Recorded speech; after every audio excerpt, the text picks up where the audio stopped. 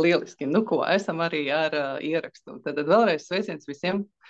Un liels paldies par to, ka jūs interesējaties, meklējat un rūpējaties par to, kā mēs varam padarīt šo ceļu, ko sauc par izglītības, varbūt ceļu vai skološanas ceļu saviem bērniem, kā mēs viņu varam padarīt par tādu labu savstarpēju attiecību stiprinošu, nevis, man bija tāda rūgta pieredze ar savu meitu, kur mēs, izejot cauri dažādiem izglītības procesiem, bijām uzbūvējuši arī tādu sienu starp mums, bet arī veiksmīgi nojaucām.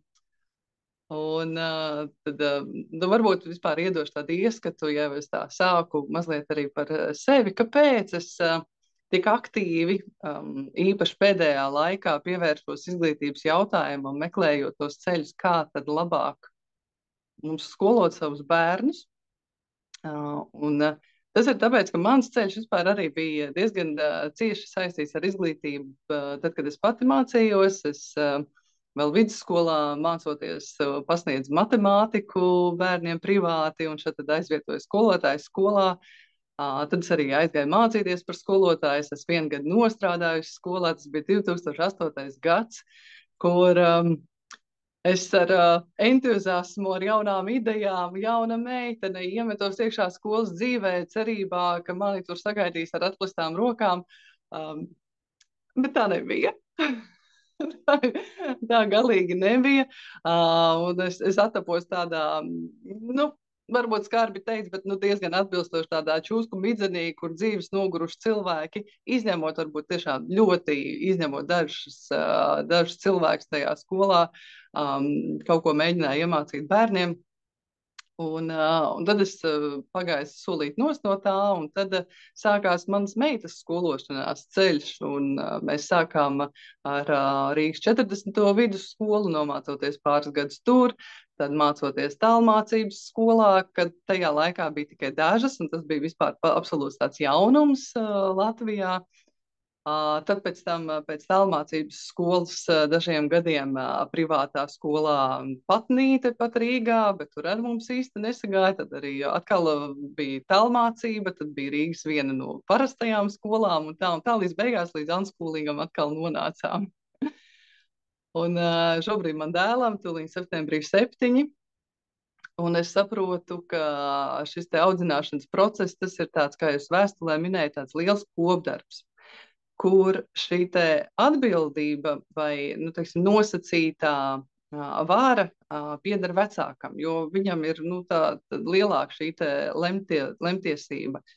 Un tad ir variants, vai šo savu atbildību par savu bērnu uzvelt kādai izglītības iestādē un pēc tam no viņas pieprasīt kaut ko, kāpēc mans bērns tāds un šitāds, vai arī izvēlēties otru ceļu, kas ir tāds kopredes ceļš, kur caur bērna iesaisti, caur viņa izzināšanu, caur jautājumiem un ne tikai saprast, kā mēs varam kopā virzīties šajā skološanas procesā tā, lai tas ir saskaņā ar šī bērna būtību.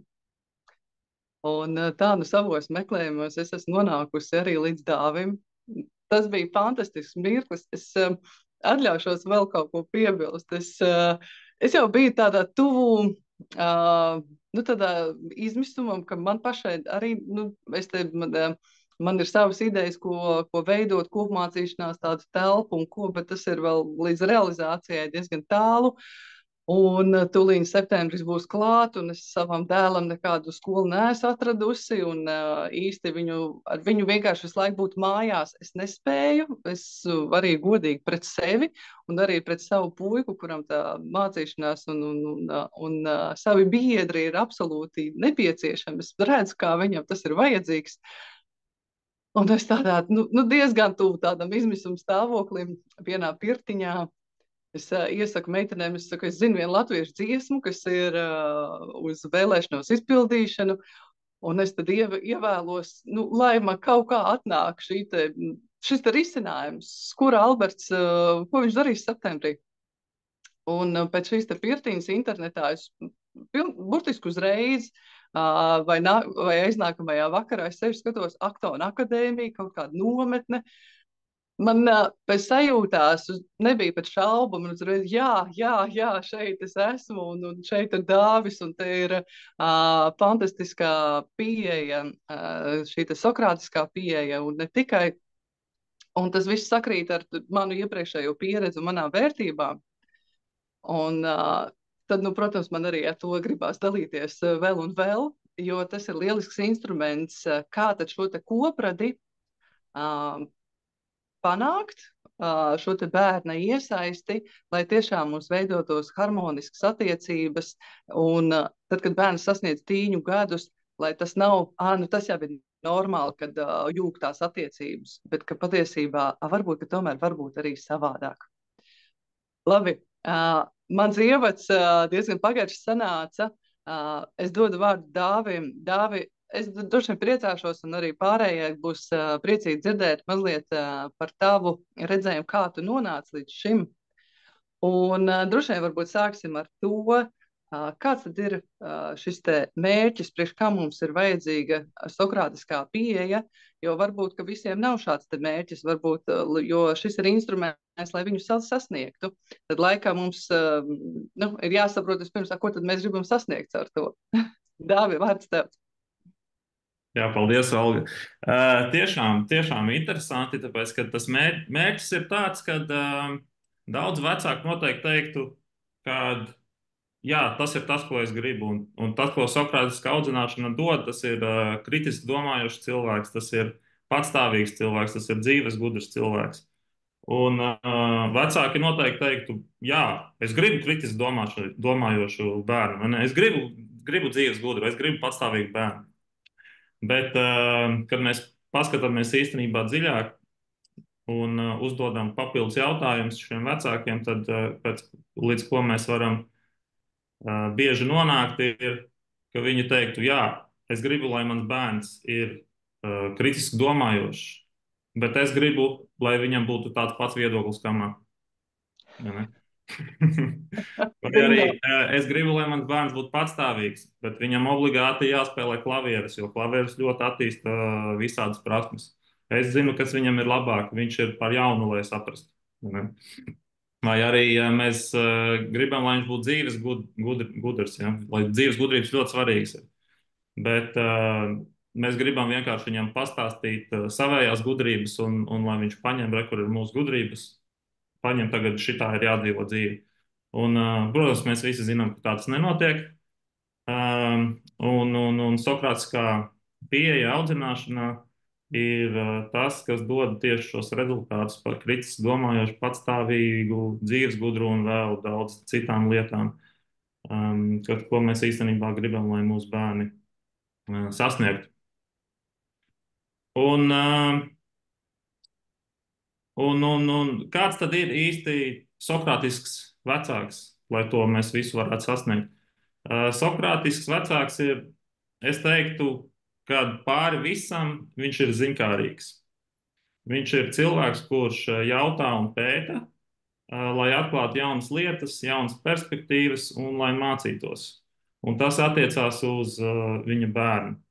Un tas nozīmē, ka viņš savu bērnu nevis kaunina un nosoda, nevis lamā vai vēl kaut ko, bet viņš mēģina viņu saprast. Viņš uzdod jautājumus, ļoti godīgus jautājumus. Viņš uzdod jautājumu ar mērķi uzzināt kaut ko vairāk, ar mērķi saprast lietas, nevis ar mērķi ielikt savējās pareizos secinājumus, savējos vai savas pareizās atbildes.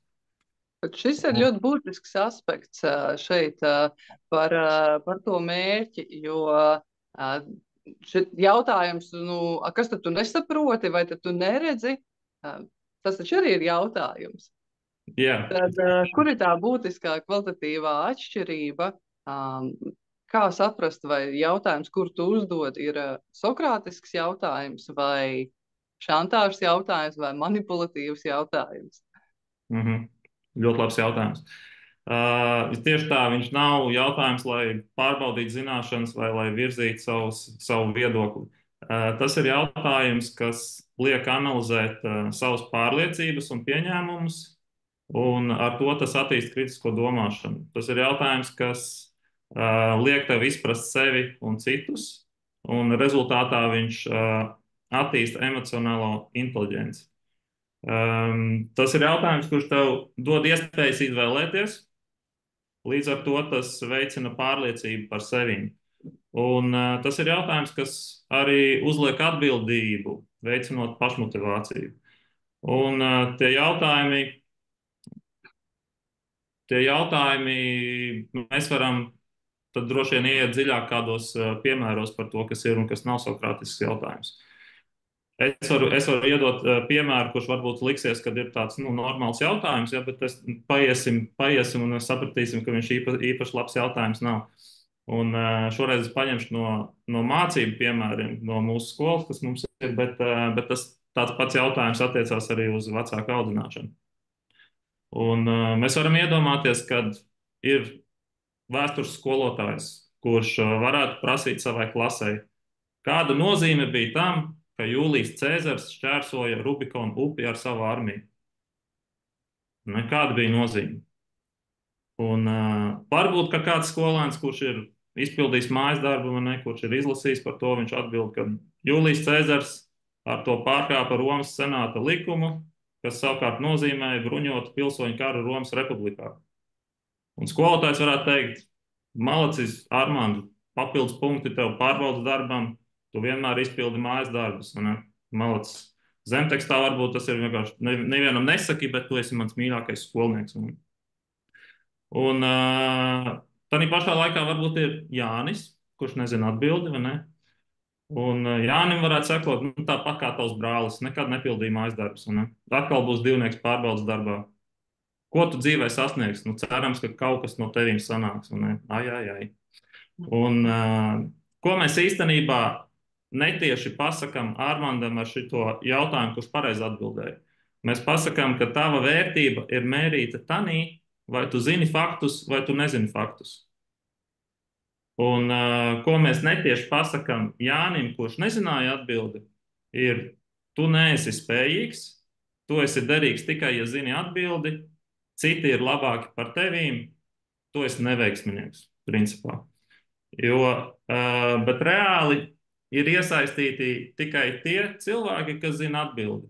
Bet zināt atbildi, tas ir vienkārši atstāstīt faktu. Pārējie droši vien izvairīsies no acu kontakta, lai viņus neizsauc, un arī neklausās, ko citi saka.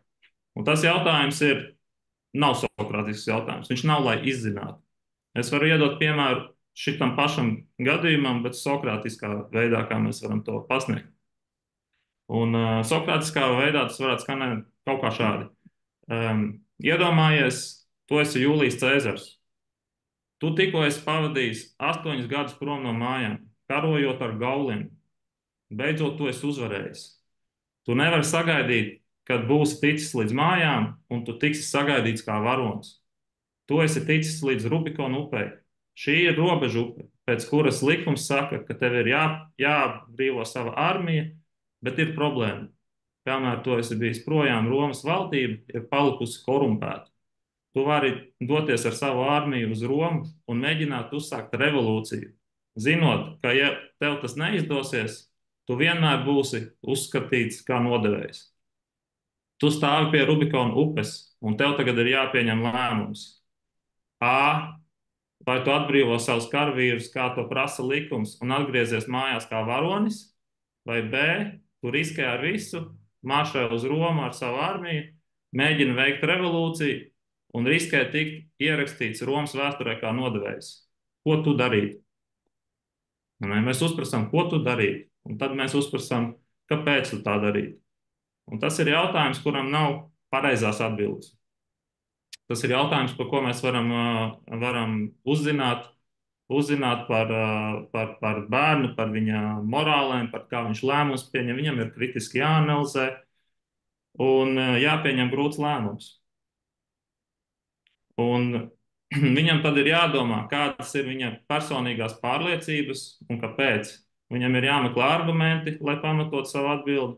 Un galu galā viņam jāizvērtē visas iespējas un jāpieņem lēmums.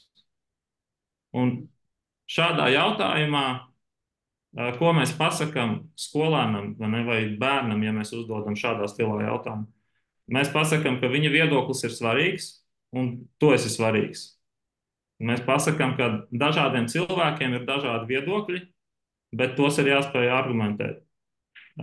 Tāpat šāda diskusija, ja notiek, viņa māca saprast sevi, kas tev ir svarīgs, un nezinot sevi, mums ir grūti pieņemt morāls lēmumus. Ir daudz viedokļu un iespējas. Tev ir jāpieņem savs lēmums un vēlams pamatots lēmums. Un tas arī mums māca analizēt un kritiski domāt. Un tas ir tāds godīgs jautājums. Mēs nemeklējam pareizu atbildi. Mēs uzdodam jautājumu, kura mērķis ir uzzināt. Mēs uzzinām, kādu lēmumu pieņems skolnieks vai bērns un kāpēc viņam ir šāds lēmums, kāpēc viņam nav citāds lēmums, kā viņš to pamato. Mhm. Tas nozīmē, ka sokrātisks jautājums neparedz pareizu atbildi vispār. Pareiza atbilde varētu būt priekš tevīm, vai ne? Priekš Aha. tevīm ir kaut kāda atbilde, bet Mhm. kopumā nav pareizas atbildes. Jā. Kopumā tas ir jautājums, kas kaut ko pasaka par tevīm, par tavām morālēm, par to, kas tev ir vērtīgs un kas tev nav vērtīgs, un par tavu argumentāciju. Jā. Šī ir es savās utopiskos ceļojumos domās par to, kā tad īsti varētu būt šī sabiedrība, nu vai vismaz tā sabiedrības daļa, kurā es esmu, pastāvēt tādā cieņpilnā veidā, ir šis te koprades darbs, kur mēs katrs apzināmies, katrs mēs esam, kas ir katram svarīgs. Un ar tādu izpratni, ka katram ir rokās kaut kāds savs puzles gabaliņš no šīs te kopīgās realitātes, kuru mēs kopā veidojam, un tad es parādu, man ir šitāds gabaliņš, un tad parādu, kāds ir tavs puzles gabaliņš, un parādu, tev ir šitāds gabaliņš. Un nevis mēs sākam cīnīties, kuru puzles gabaliņš ir puzlīgāks, bet mēs viņus sākam likt kopā un saprast, saliekot kopā, mēs varam izveidot šādu te bildi. Un es saprotu, ka tas ir šis te audzināšanas veids, kas šo paredz. Un šobrīd es pilnīgi jūtu, ka varētu uzaugt tādi jautājumi, kā mums uz šādu te komunikāciju tagad pārslēgties. Vai to ir iespējams izdarīt, ja bērns jau ir pusauģa gados, vai to ir iespējams izdarīt tikai tad, ja tas ir, redz, kur, es zinu, tev puikam ir 2 puses, es tagad visiem to pateikšu, un tu jau viņu tā kā no bērnības audzina šādā veidā. Ko darīt vecākiem? Kā viņiem sākt piekopt šo te pieeju? Pirmām kārtām nekad jau nav par vēlu, vai ne, Olga?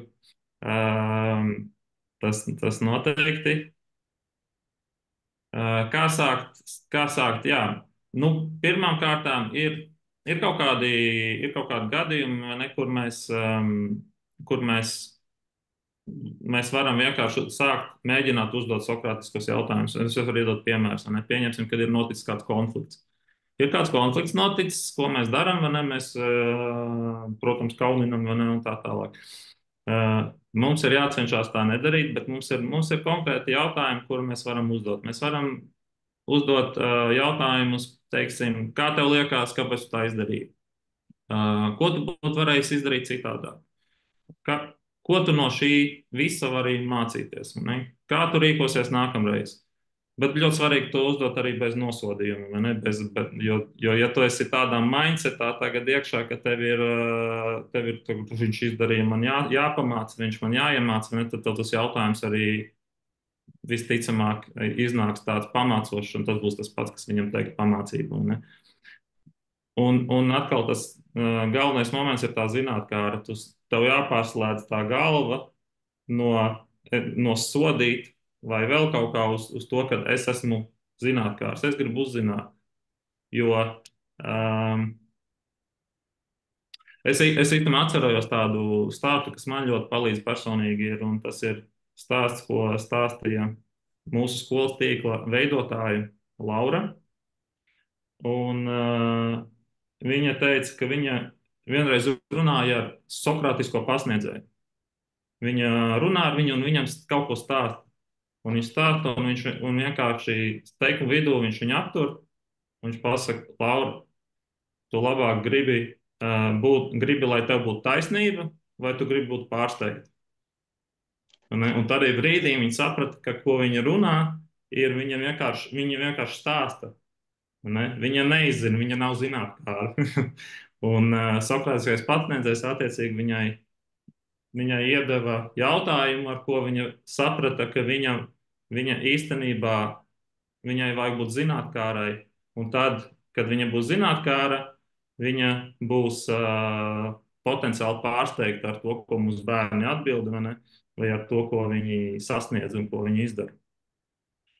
Un, nu jā, un, un, un nu, mēs varam, tie jautājumi pa slikti nenāk sokrātiskie jautājumi, tā kā tu jebkurā dzīves posmā vari viņus sakt, pielietot un darīt. Un redzēju par tām konfliktos, tur bieži ir tā, ka tev tiešām gribās pierādīt to savu taisnību. Un tad bieži tie jautājumi, kas izskanēs, vai tad tu neredzi, kas tas stulbs esi? Un, jo ļoti bieži jau vienkārši pieaugušajiem jau gribās pašam arī iegūt šo te apstiprinājumu, ka tas, kā viņš jūtas, tas, ko viņš redz, ir ok. Ka tas tā arī ir, ka viņa patiesība ir patiesa un tai ir tiesības eksistēt un būt, neskatoties uz to, ka kāds cits viņu neredz. Un tad, tiksim, tas jautājums noteikti varētu būt arī par to, cik tad mēs varam šo te sokrātisko jautājumu izmantot, vai tomēr ir arī kaut kādi tieši konflikta risināšanā, kas ir tie svarīgie momenti, kā līdz tam nokļūt. Ka tu vari uzdot sokrātisku jautājumu, nevis strīdēties. Nē, ja tu strīdies, tad pirmām kārtām ir visiem jānomierinās. Tad tas ir atkal mindsets, tu nevari tā vienkārši pārslēgties, un es tagad strīdos, tagad es pēkšņi būšu zinkārīgs vai vēl kaut kā. Un tas ir gan bērnam, gan pieaugušajiem. Mums ir vajadzīgs kaut kāds laiks, lai mēs saprotam, ka ok, tagad es par to varu runāt, tagad es esmu pārdzīvojis, tagad mēs varam kaut ko risināt. Un tad, kad mēs sākam kaut ko varēt risināt, tad mēs varam palīdzēt introspektēt mūsu bērnam, mēs varam uzprasīt, kas tieši tev likās nebija godīgi. Vai tu vari saprast arī sava drauga viedokli, vai tu varēji reaģēt konstruktīvāk, kāds varētu būt kompromiss, tādi sokrātiskie jautājumi, tad var palīdzēt, bet tādā argumentu karstumā mums droši vien nekas nepalīdzēs. Jā, te ir, tad, kad esam argumentos, tad tās jau pārvēršas par debatēm. Savukārt debatēs ir viens vienīgs mērķis uzvarēt dombiedru. Nevis dombiedru, nevar pasaukt oponentu. Un tad, kad mēs esam šādās debašu līmenī, ir forši attapties un saprast, es taču negribu uzvarēt savu bērnu. Taču nē. Un tad, kas tad ir tas mans galvenais vadmotīvs, vai man ir tiešām dzīve interese par savu bērnu, kas tad viņš ir un kāpēc viņam šis šķita izraisīja šāds vai tādas emocijas un kāpēc tas man izraisīja šāds tādas emocijas. Man spilgti ataust atmiņā, tagad manai meitai bija 6 gadi, šobrīd viņai ir 18. Es tik ļoti spilgti atceros to brīdi, kur mums sāka veidoties tāda vārdu pārmaiņa, viedokļu pierādīšana, un viņa pagriezās pret mani, nostājās precīzi manā pozā, izmantoja precīzi manus žestus, manus vārdus, kā es esmu runājusi, intonāciju, visu, es vienkārši ieraudzīju sevi viņā.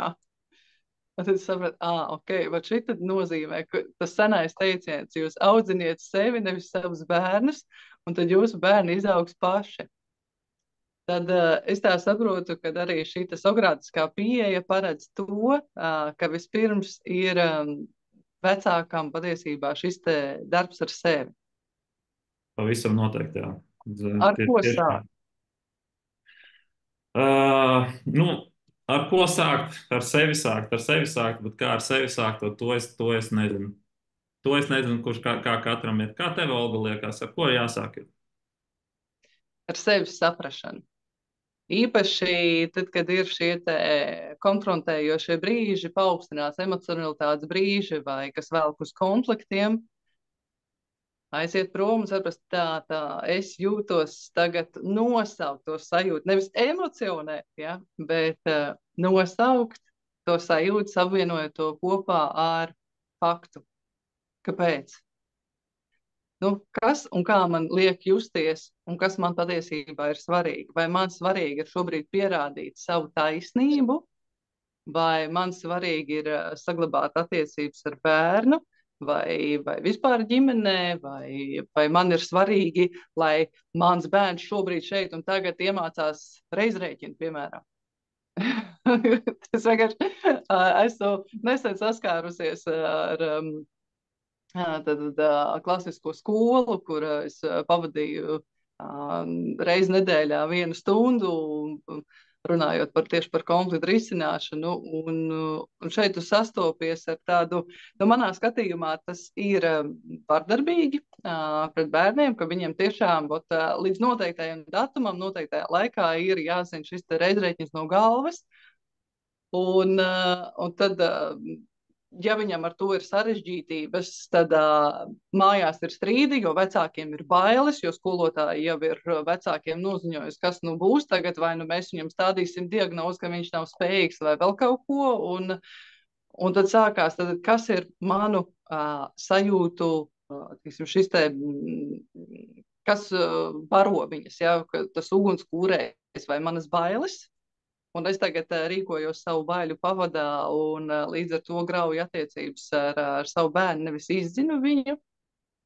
Vai es spēju kā vecāks pārslēgties uz šo te dzīvo interesi par savu bērnu, kāds tad ir šis te viņa pasaules redzējums, un nedomāt, ka mana patiesība ir taisnība pēdējā instancē, bet tā ir mana, viņai tiesības būt. Un tad ir otra, nu, mana bērna, mana vīra, mana, nezinu, biedra patiesība. Un tad mēs viņus varam likt kopā. Katrā ziņā šis te ceļš līdz tam viennozīmīgi ir jāvelta laiks ikdienā. Sevis izzināšanai un sevis apstiprināšanai. Ka tu esi, ka tev ir tiesības būt tāda, kāda tu esi, vai tāds, kāds tu esi, un tad tu to pašu vari iedot savam bērnam. Tu nevari iedot to, kā tevī nav. Respektīvi, vai ir, kā tas tiek veidot šī te apstiprināšana šajā te mācību procesā, kuras vadmotīvs vai kuras pamatā ir šī sokrātiskā pieeja? Nu jā. Nu, tā ir cieņa, principā cieņa pret otru cilvēku un cieņa pret, un tev ir jāskatās uz otru cilvēku ar, kā Marija Montessori teiktu, with fresh eyes, ar svaigām, ar skaidrām acīm, ne? Tā kā tu viņu redzēji pirmo reizi bez nosodījuma, bez judgmenta, bez kaut kādām lietām, kas tev jau ir, viņš jau ir tāds, viņš jau ir tāds, vai ne? Un tādā brīdī tu pret viņu izturies kā pret līdzcilvēku, un tu izturies pret viņu ar cieņu. Un tad tu vari sākt arī būt zinātnēkārs un prasīt jautājumus, kas tev liek uzzināt kaut ko vairāk, būt pārsteigtam, ne, par to otru cilvēku. Un tās lietas, ko tu, Olga, minēja arī, ne, ka mēs audzinām sevi, pirms mēs audzinām bērnus, tas ir tieši arī sokrātiskajā audzināšanā. Ne. Ļoti svarīgi ir, kad mēs modelējam uzvedību, un mēs nevaram prasīt no bērna lietas, ko mēs paši nedaram, Mēs nevaram iemācīt viņam nesist, ja sitot viņu. Viņš nesit nevienam un sitam. Tad diez vai mums sanāks. Mhm. Tā ir vesela filozofija, kuru veido ne tikai bērni savā starpā, bet pa lielam viņi to pārņem no pieaugušajiem. Pieaugušais ir kā šis te, nu, piemērs, no kā šo te pārņem. Tur arī mums čatā pamanīja, bija precīzi lielisks komentārs par to, kā uzlabot attiecības ar Tīni, kur tu nonāc strupceļā vienkārši tāpēc, ka Tīni viss ir, viņš tev rāda caur savu nepaklausību, caur nekārtībām, caur spītiem, visu šo te pretestību, visu viņa būtību pretojās, viņam tajā brīdī ir jaudas, viņš nedomā par sekām un ļoti bieži tieši tā, nevis tajā brīdī iet un lasīt lekciju par to, kas ir un kas nav pareizi, bet ļoti daudz kas mainās tad, kad pievērs uzmanību pats sev, saprot, ok, kas man tieši nepatīk, kas man tieši aizskaitina, kas man tieši rada dusmas un tā tālāk, un saprast, ko tad īsti tu vari pamainīt sevī. Bet ir forši, nu, ka mēs varam sarunāties, piemēram, jau pieaugušā vecumā, mēs tā varam, ok, labi, es tagad saprotu vairāk sevi, saprotu vairāk tevi, likt šo te sokrātiskos jautājumus un tā, bet cik daudz viņus izmantot, ar maziem bērniem, ar zīdaiņiem, nezinu, tur jaunāko klašu skolniekiem, kā tas, jo tad, kad viņi taču vēl nezina, nemāk, rakstīt, lasīt, viņi tur ap 5, 6, 7, cits 8, 12 gadu vecumā iemācās un to pašu reizrēķinu. Un kā ar viņiem vest šo te sokrātisko jautājumu diskusiju? Es no savas pieredzes varu pateikt, ka ar pirmklasniekiem problēma nav sokrātiskajās diskusijās, un viņi ātri var iemācīties ļoti cieņpilni piedalīties sokrātiskajās diskusijās viens ar otru. Un tā, kad mēs pieaugušie atnāktu un mēs tā neuzvedamies, mēs tā nerunājam. Mēs apskatītos uz viņiem un tad mēs skatāmies, ka, wow, nē, kā tā nevar būt. Viņi ir ļoti spējīgi, viņi mūs noteikti var pārsteigt. Tāpat, jā, lasīt, rakstīt nevajag mācīt, lai tu varētu piedalīties sokrātiskajās diskusijās. Un, principā, es domāju, ka tas nav bezvērtīgi, līdz ko bērns prot izteikties teikumos. Viņš var atbildēt uz sokrātiskiem jautājumiem. Tas ir atkarīgs no tā, cik viņš kvalitatīvi atbildēs, vai vēl kaut kā. Bet mēs pavisam noteikti varam viņam sākt uzdot jautājumus, sokrātiskos jautājumus. Viņi pa sliktu nenāk. Tad, kā tad īsti, piemēram, Aktona akadēmija, tad viņiem pamatā ir šie sokrātiskie jautājumi. Kā tad viņi caur tiem var iemācīt bērniem lasīt, rakstīt, reizināt? Labs jautājums. Sokrātiskā jautājuma ir tikai viena no lietām, ko mēs darām. Mēs esam mēs esam skolēnu vadīta skola īstenībā, un skolēni var izlemt ļoti daudz lietas mūsu skolā, un mēs cenšamies kā pieaugušie vienkārši iesaistīties, cik maz vien mēs spējam. Mēs iesaistāmies sākotnēji modelējot uzvedību, pēc tam jau vecāku bērnu modelē uzvedību un jaunāku. Bet, teiksim, matemātiku, lasīšanu, rakstīšanu, viņi mācās savā starpā, mēs iedodam viņiem procesu, mēs iedodam viņiem mērķi, mēs iedodam, kā viņu sasniegt, gan matemātikā, gan, teiksim, lasīšanā, rakstīšanā.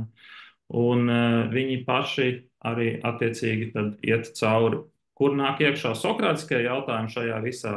Ir pieņemsim, ja mēs esam iesprūduši kādā matemātikas problēmā, Tad mums ir daudz sokrātisku jautājumu, ko mēs varam uzdot bērnam, lai palīdzētu viņam pašam sākt domāt un iet cauri uzdevumam. Mēs viņam nedodam neko priekšā, mēs viņam neizpildām viņa vietā, mēs viņam uzdodam jautājumus, kas var viņam palīdzēt atrast atbildi pašam. Un caur tiem sokrātiskajiem jautājumiem viņš, nu, sākotnēji mēs to darām, bet pēc tam viņš jau spēja pats sev uzdot tos jautājumus, jo tas ir veids, kā domāt Mm. pašam. Mēs vienkārši sākotnēji palīdzam, bet tas pēc tam tu pats jau viņus var uzdot sev.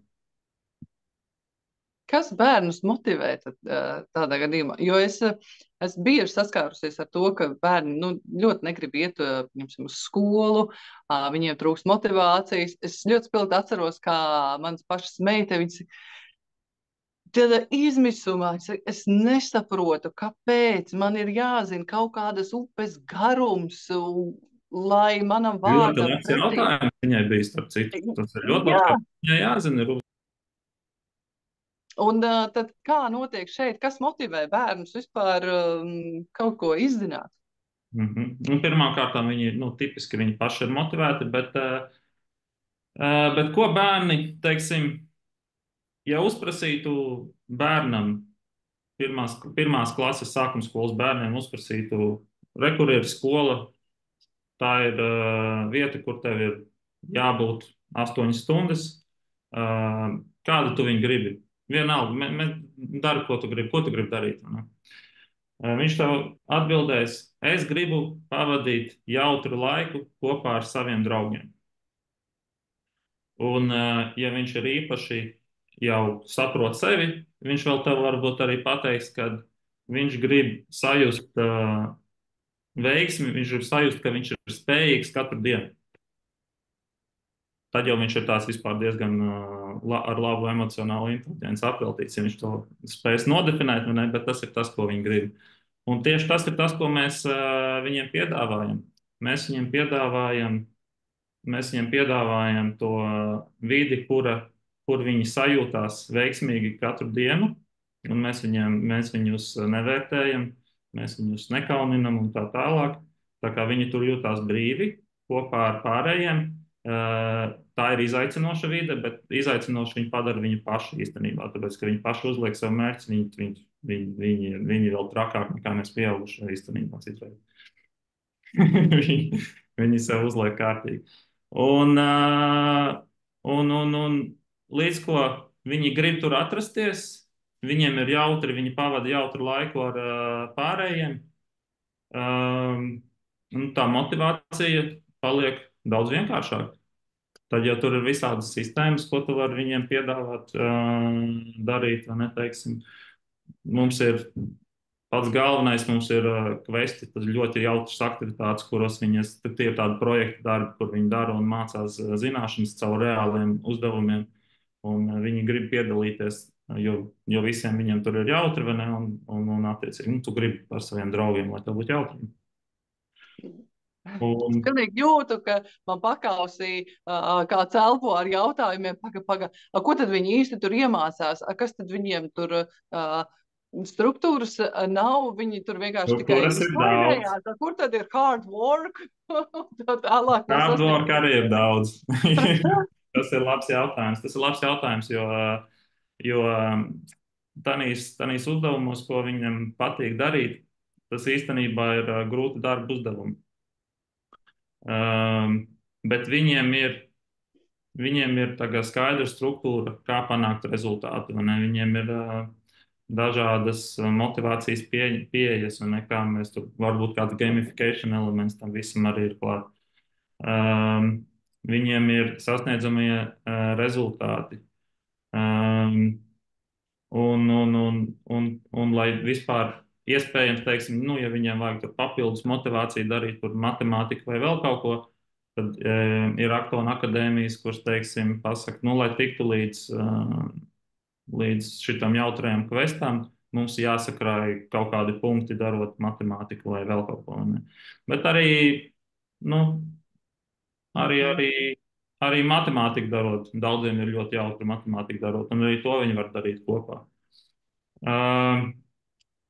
ja īstenībā tu atnāc Aktonu akadēmijā, tad tur ir ļoti daudz struktūras. Vienkārši ir struktūra un ir brīvība robežās. Un tur, kur ir brīvība, viņiem iet ļoti jautri. Un tās Mhm. robežas ir tas, kas viņiem palīdz veidot ieradumus un palīdz neaizplūst kaut kur, kur nevajag. Mhm.